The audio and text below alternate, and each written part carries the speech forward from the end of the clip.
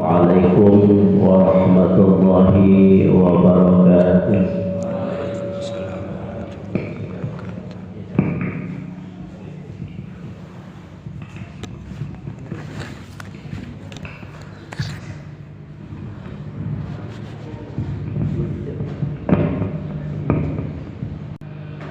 Bismillah walhamdulillah wassalatu wassalamu ala rasulillah Sayyidina Muhammad bin Abdullah, la hawla wa la quwwata illa billah. Amma ba'du, qala subhanaka la ilma lana illa ma 'allamtana innaka antal alimul hakim. Rabbi shrah li sadri wa yassir li amri wa hlul 'uqdatam min lisani yafqahu qawli. Amma ba'du, hadirin jamaah rutinitas pengajian pagi Majlis Ta'lim Tarbiyatun Nasiin yang mudah-mudahan dirahmati Allah Subhanahu wa ta'ala. Pertama-tama marilah kita sama-sama selalu kita panjatkan puji dan syukur kita kehadirat Allah Subhanahu wa ta'ala,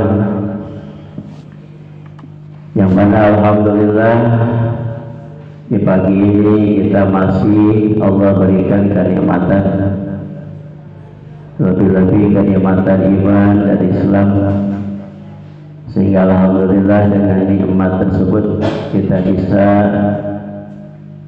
melangkahkan kaki kita ke tempat yang mulia ini. Mudah-mudahan niat serta langkah kita oleh Allah Subhanahu wa ta'ala dicatat menjadi catatan amal ibadah,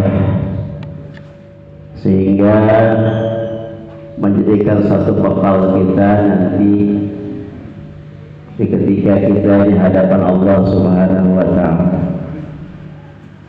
Salawat dan salam tak lupa kita haturkan kepada junjungan kita Nabi besar Muhammad sallallahu alaihi wasallam. Mudah-mudahan kita semua yang hadir khususnya pada kesempatan pagi ini, mudah-mudahan kita kelak nanti mendapatkan syafaat pertolongan dari baginda Rasulullah sallallahu alaihi wasallam.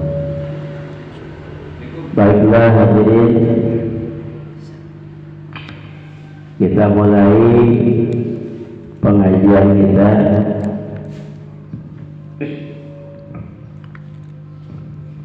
Gus, kalau boleh sini.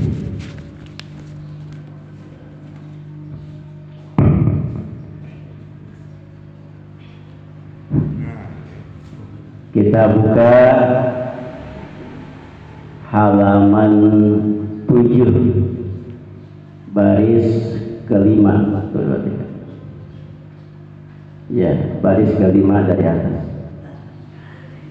Wa qala Rasulullah sallallahu alaihi wasallam, Bismillahirrahmanirrahim. Wa qala al-mu'allif rahimakumullah wa nafa'ana ulumuhum fi ad-dharain. Bismillahirrahmanirrahim. Wa qala Rasulullah sallallahu alaihi wasallam. Ya, Bismillahirrahmanirrahim. Wa qala Rasulullah sallallahu alaihi wasallam, dan bersabda Rasulullah sallallahu alaihi wasallam, tarikus salati, adapun yang meninggalkan salat, ala sihatihi, dalam keadaan sehatnya, la yaqbalullahu, tidak akan menerima Allah tauhidahu, akan tauhidnya, wala dan tidak akan menerima Allah amanatahu akan amanahnya, wala dan tidak akan menerima Allah shadaqatahu akan sedekahnya, wala dan tidak akan menerima Allah siyamahu akan puasanya, wala dan tidak akan menerima Allah syahadatahu akan syahadatnya, wa qad tabarra'a dan sungguh telah membebaskan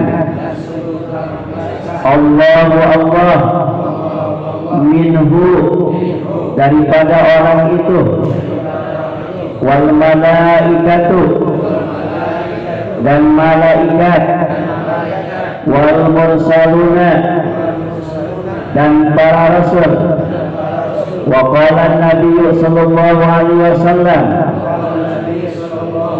dan bersabda Nabi sallallahu alaihi wasallam,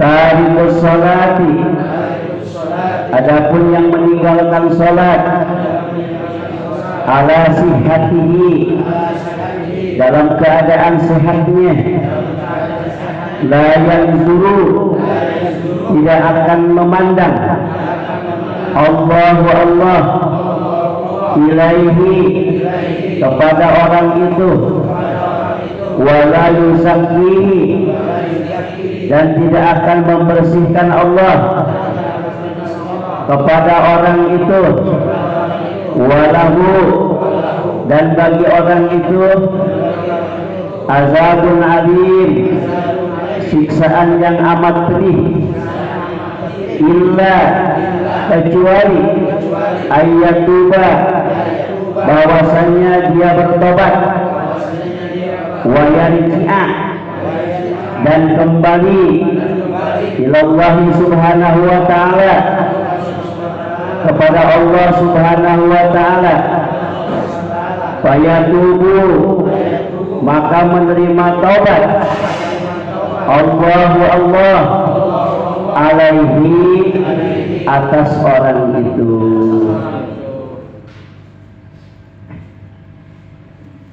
Baiklah hadirin,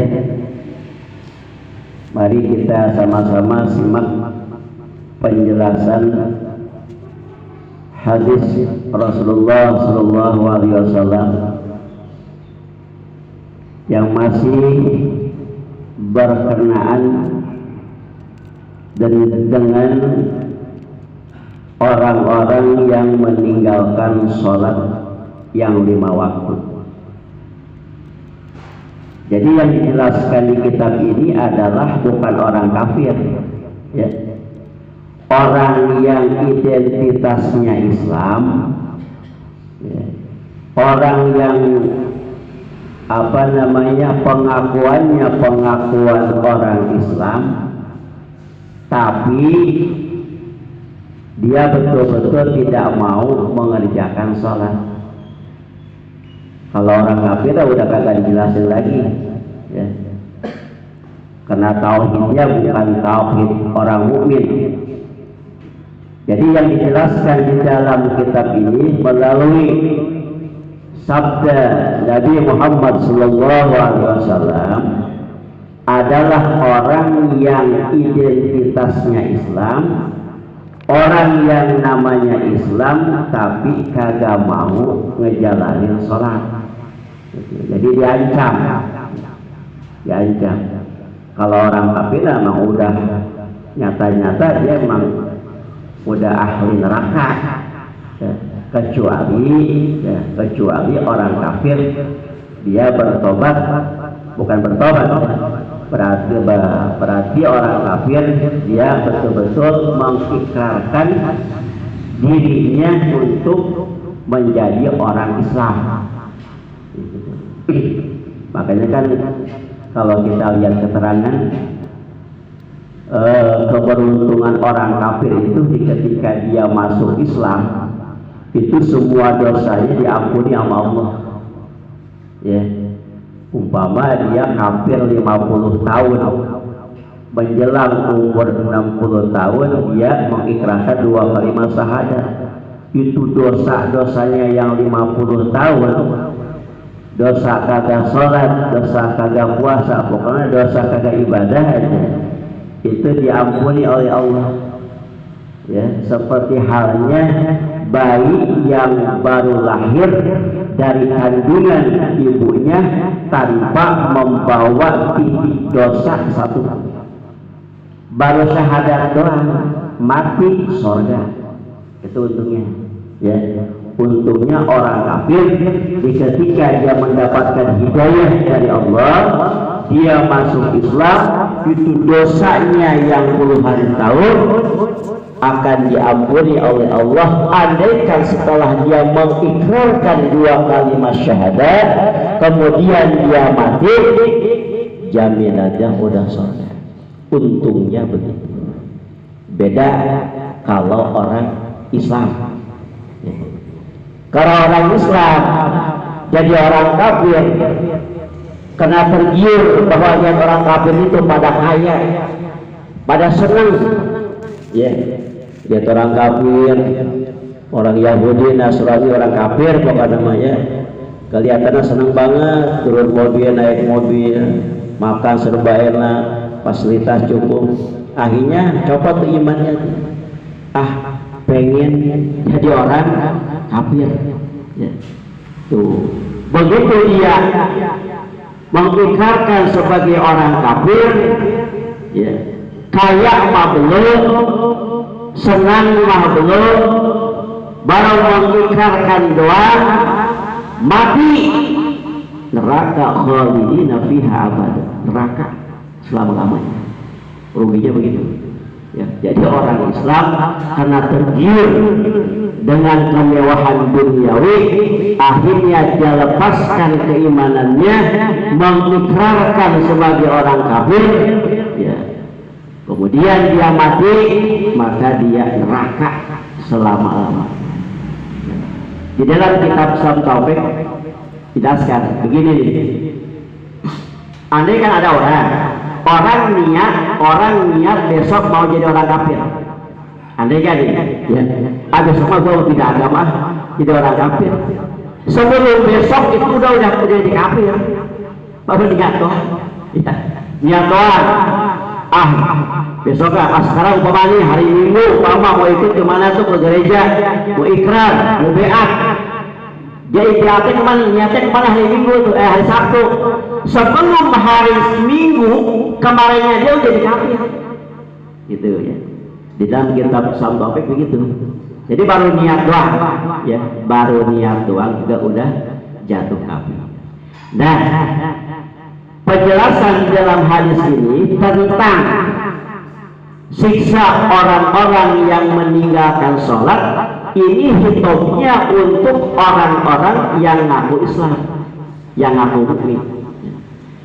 Nah, kata Nabi di dalam hadis ini, tarikus sholat ala sihatihi la yaqbalullahu tauhidahu.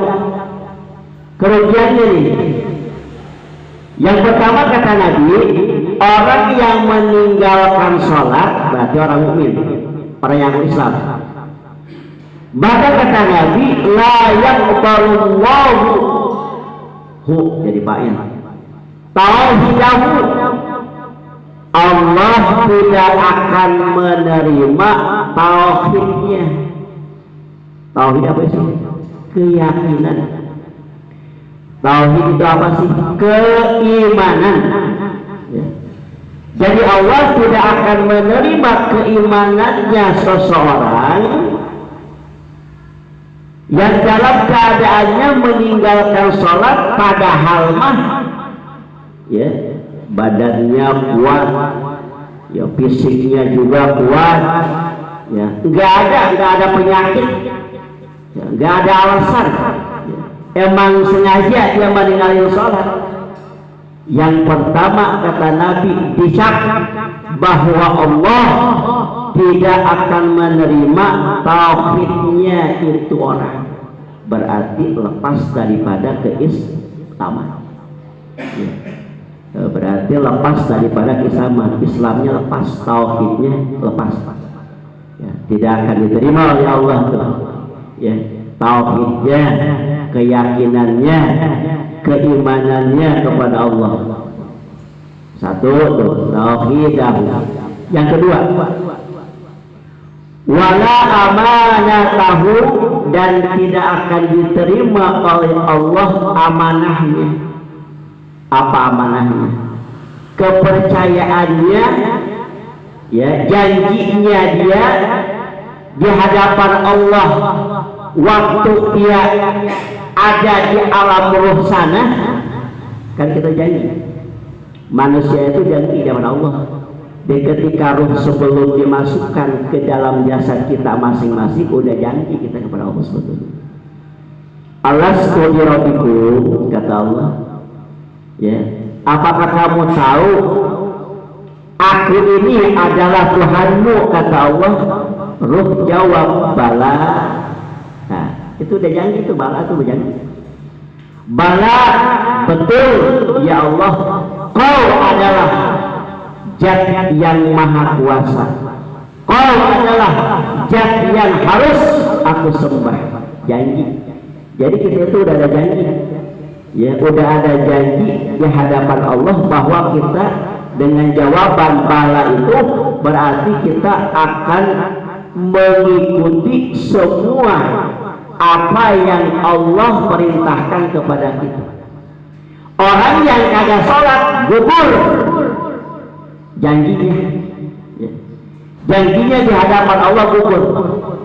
Layak baru amanatahu, Allah tidak akan menerima amanah kepercayaan janjinya itu orang di ketika dulu di masa Allah jadikan ruhnya, ruh sebelum dimasukkan ke dalam jasadnya, gugur amanah, ya.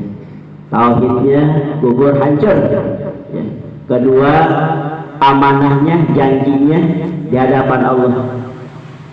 Yang ketiga, kata Nabi, wala shadaqatahu. Apalagi nih, orang yang meninggalkan sholat, kata Nabi, tidak akan diterima shadaqahnya. Tidak diterima. Sebesar apapun yang dia keluarkan itu hartanya untuk membangun masjid, majelis taklim, pesantren, nyumbang anak-anak yatim, ya, semuanya itu tidak akan diterima oleh Allah sedekahnya, karena gara-gara tidak sholat, ya, tidak sholat.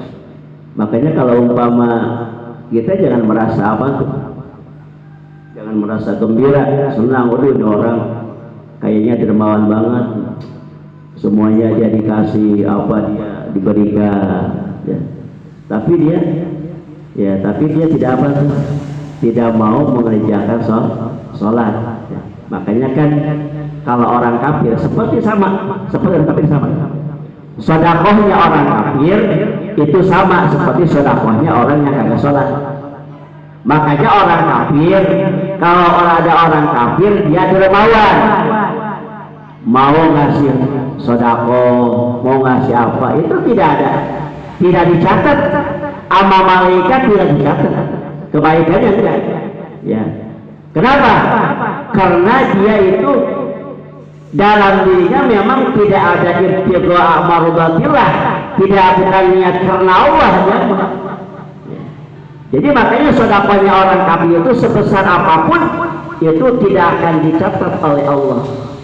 Nah, makanya di dalam keterangan begini, ya, belum pernah saya sampaikan, di mana ketika ada orang kafir berbuat baik, ya, berbuat baik nih, itu pembalasannya oleh Allah di ketika dia dalam keadaan sakaratul maut. Gitu, di dalam ayat gitu ada. Jadi kebaikan dia itu dibalas oleh Allah di ketika dia sakaratul maut.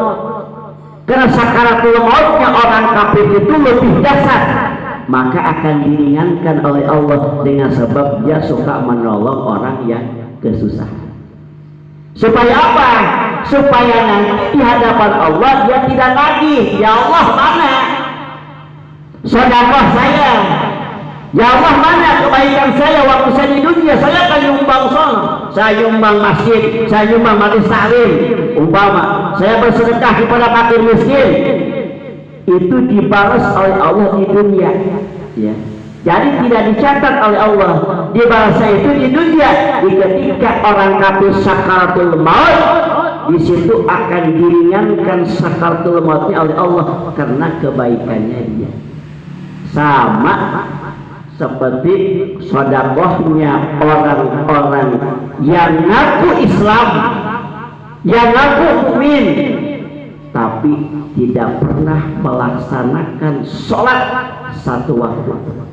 Ya, itu sedekahnya gugur, pahala sedekahnya tidak diterima karena mau nempel di mana.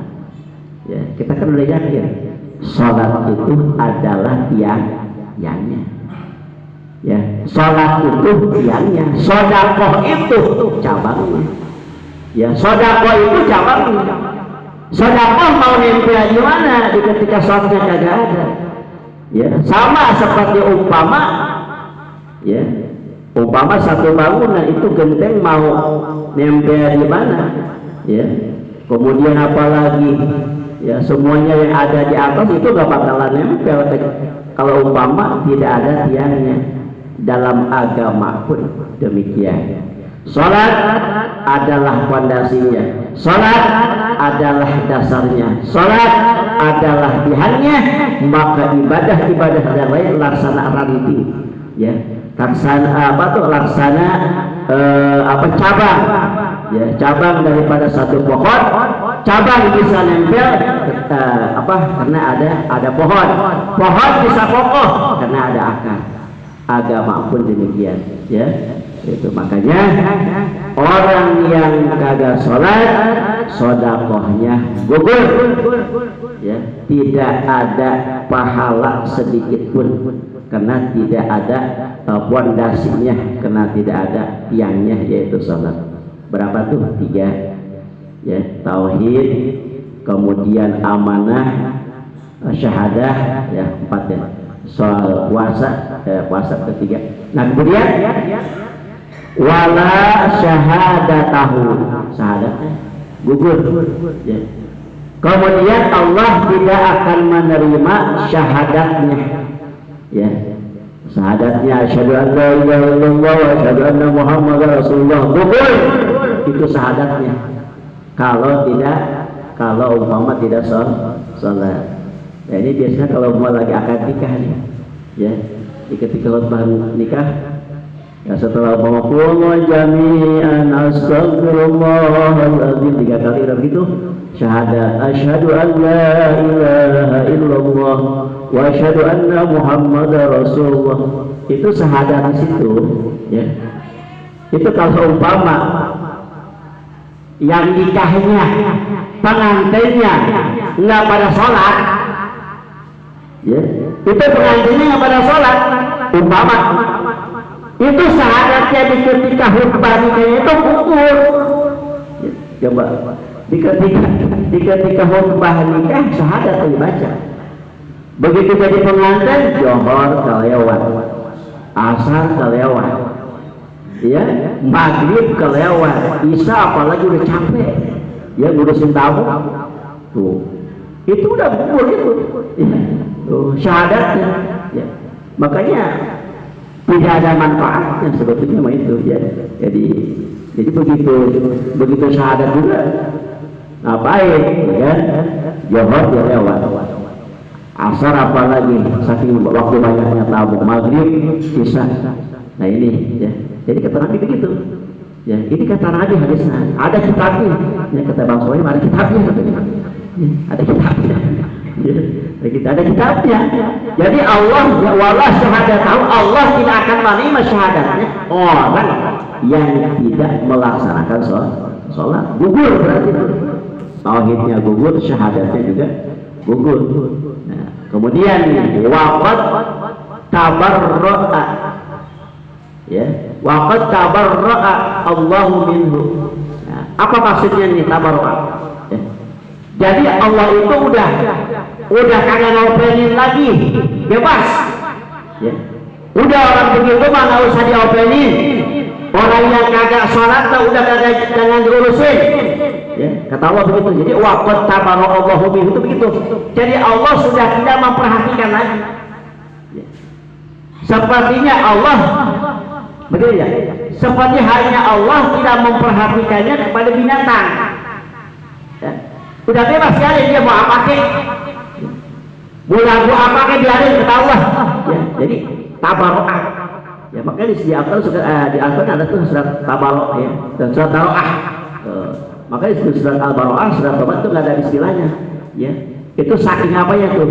Saking Allah membebaskan kepada, membiarkan ya Allah kepada orang-orang kafir Quraisy pada waktu itu. Karena waktu itu orang kafir Quraisy itu kufaran syidan kufaran. Ya betul-betul kafirnya itu sangat melawan, ya, melawan menentang kepada agama Allah, sehingga turunlah ayat surat Tobat seperti surat Al-Baro'ah. Bebas, dibiarkan Allah, biarin dah, nggak usah jawabin orang begitu mah, ya, diajak kagak mau, dinasihatin kagak nerima, udah biarin, Allah begitu. Ya. Seperti hadis ini, ya, seperti hadis ini, di mana Allah tidak akan mengopeni dan tidak akan Allah, ya, ngurusin orang-orang yang tidak mau melaksanakan sholat. Bukan cuma Allah, wal malaikatu, malaikat Allah juga membiarkan. Udah biarin orang begitu, mana kata Allah, udah malaikat jangan diopenin, udah rasul jangan diopenin. Orang yang kagak mau sholat, ya, itu orang yang kagak mau melaksanakan sholat, udah. Jadi tidak ada perhatian dari Allah, tidak ada perhatian dari malaikat, dan tidak ada perhatian daripada utusan-utusan Allah, yaitu para rasul-rasul Allah. Dan kemudian kata Nabi Nabi Sallallahu Alaihi Wasallam, tarikus sholat ala sihatihi, orang yang meninggalkan sholat dalam keadaan sehatnya, la yanzurullahu ilaihi, Allah tidak akan memandang, Allah tidak akan memperhatikan kepada orang ini. Kapan? Di akhirat. Dibiarkan sama Allah, ya, dibiarkan sama Allah. Biarpun dia menjerit-jerit meminta kepada Allah, ya, ama Allah tidak akan diperhatikan, ama Allah kagak akan dipandang, ama Allah kagak akan dilihat, akan dibiarkan oleh Allah Subhanahu wa Ta'ala. Nah, seperti ada dalam Al-Quran surat At-Taha begini, wa malam, ya, dalam surat At-Taha begini ada apa tuh, yang ada begini, ya, siapa orang, ya, yang meninggalkan mengingat kepadaku, kata Allah, ya, maka itu sudah ada tuh, ya, ada tulisannya, maka Allah akan memberikan kehidupan yang sempit, ya. Wa yahsyuru yaumal qiyamati a'ma, dan Allah akan mengumpulkan orang tersebut dalam keadaan buta, ya. Jadi orang yang tidak ingat kepada Allah waktu di dunia, termasuk daripada orang-orang yang kagak sholat, yang pertama, kehidupannya akan diberikan kesempitan oleh Allah di dunia itu. Yang kedua, wa yahsyuru yaumal qiyamati a'ma, dan ketika dia digiring, dibangkitkan dari alam kubur menuju alam mahsyar dalam keadaan buta. Dia baca sama Allah, ya, ya Allah, ya, bukankah saya ini waktu hidup itu melihat, mata saya tajam bisa melihat, kenapa ketika saya dikumpulkan di alam ini dalam keadaan buta? Maka jawab Allah, kamu telah melupakan aku Ya, kamu telah melupakan aku sewaktu di dunia, maka sekarang kata Allah, aku akan melupakan kamu seperti kamu melupakan aku ketika di dunia. Salat itu kan apa sebutnya itu? Salat itu merupakan munajat, ya. Salat itu munajat. Untuk berkomunikasinya manusia dengan Allah itu diantara melalui salat, ya, melalui salat. Oh. Maka ketika dia meninggalkan sholat, sama dia dengan melupakan Allah, sama dia dengan memutuskan berkomunikasi dengan Allah. Maka pantas ketika nanti orang tersebut waktu dibangkitkan dari alam kubur, dikumpulkan di alam mahsyar dalam keadaan buta, pantas dia menjerit-jerit kepada Allah, ya, minta kepada Allah, kenapa ya Allah saya dikumpulkan dalam keadaan buta? Kata Allah, seperti hanya kamu, ya, tidak mengingat aku sewaktu di dunia, ya, di antaranya adalah meninggalkan salah satu perintah Allah, kewajiban dari Allah adalah sholat. Ada tuh di surat Toha ada yang paling ujung, lupa lagi ayat itu, begitu ya. Jadi orang yang meninggalkan sholat, kata Nabi, maka la yanzurullahu ilaihi, kemudian wala yuzakkihi, dan Allah tidak akan membersihkan kepada orang tersebut. Apa maksudnya? Itu dosa-dosanya orang yang meninggalkan sholat itu sama Allah tidak akan dibersihkan, ya, tidak akan dihapus.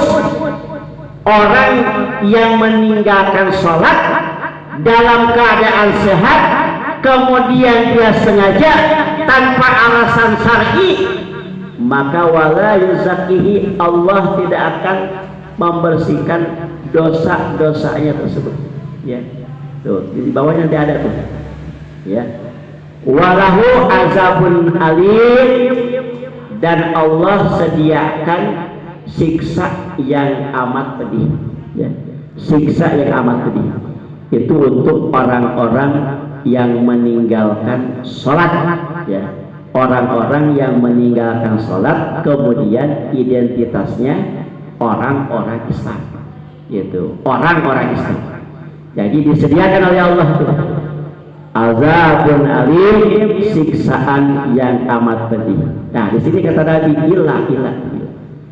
illa ayyatuba, ya, wa yarji'a ila Allah subhanahu wa ta'ala fayatubullahu alaihi, kecuali kata Nabi, ya, kecuali kata Nabi tobat, ya. Ini yang maksudnya yang mendapatkan siksaan ini yang bagaimana? Orang yang meninggalkan sholat dengan sengaja, dosanya ke bawah mati, ya, dosanya ke bawah mati, nggak sempat tobat, yang nggak sempat tobat, gitu. Jadi dosanya meninggalkan sholat itu ke bawah mati. Kan ilah, kata Nabi, ilah ayat tobat, kecuali dia tobat. Kapan tobatnya? Lagi hidup, ya. bukan lagi sakarat, bukan, ya. Ya, bukan lagi sakarat. Kalau ada sakaratul maut dia tobat itu nggak diterima, enggak, ya, diterima. Karena ada satu hadis, ya, mana innallaha la yaqbalu taubatal abdi ma lam yughargir, ya. Allah akan menerima taubatnya seorang hamba walaupun itu dosanya sepenuh langit, sepenuh bumi, kecuali satu dosa, kecuali dosa musyrik, ya, kecuali dosa musyrik, itu Allah akan menerima tobatnya orang yang punya dosa sepenuh langit, sepenuh bumi. Dia tobat kepada Allah. Tobatnya sebelum satu, kata Nabi, malam yughargir, sebelum ruh ada di tenggorokan. Sebab kalau umpama ruh di sini nggak ada diterima. Mana? Seperti tobatnya Fir'aun ketika ditenggelamkan di laut merah, amantu bi rabbi Musa wa Harun. Saya iman sekarang kepada Tuhannya Musa dan Harun. Saya udah ditenggelamkan di laut merah. Ya. Jadi makanya ada dua nih. Yang tutupnya pintu tobat ada dua. Satu, ketika ruh di tenggorokan itu tidak diterima oleh Allah tobat kita. Yang kedua, ketika matahari sudah terbit di sebelah barat, di situ sudah ditutup oleh Allah pintu taubatnya, pintu taubatnya.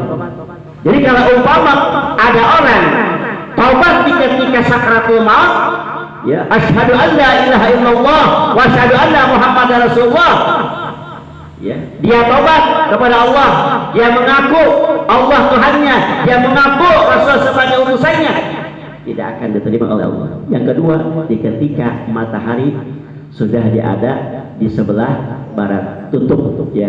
Tapi sebelum itu Allah akan menerima tobatnya manusia walaupun dosanya sepenuh langit, sepenuh bumi, illa ayusyrika, kecuali dosa musyrik yang tidak diampuni oleh Allah. Jadi di hadis ini bahwa Allah menyediakan azabun alim itu orang yang meninggalkan sholat ke bawah mati dosanya, kemudian dia tidak sempat tobat. Tapi kecuali dia tobat kepada Allah, kata Nabi, illa ayatuba wa yarji'a, dia kembali kepada Allah Subhanahu wa taala, fayatubullah alaihi, maka Allah akan menerima dosa semacam apapun, dosa sepenuh apapun, Allah akan menerima asal kita mau tobatnya. Ingat, Allah itu zat yang bukan pendendam, ya.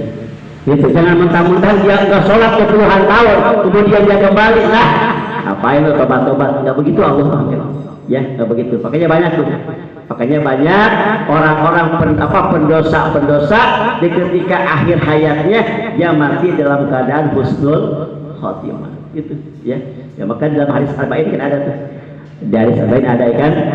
Jadi yang harus dikhawatirkan itu ada dua. Ketika kita lagi kecil rajin banget kita sholat, ngaji, ya, ke masjid, tapi di catatan di Lauhil Mahfuz itu ada catatannya dia akan akhir dengan su'ul khotimah, ya.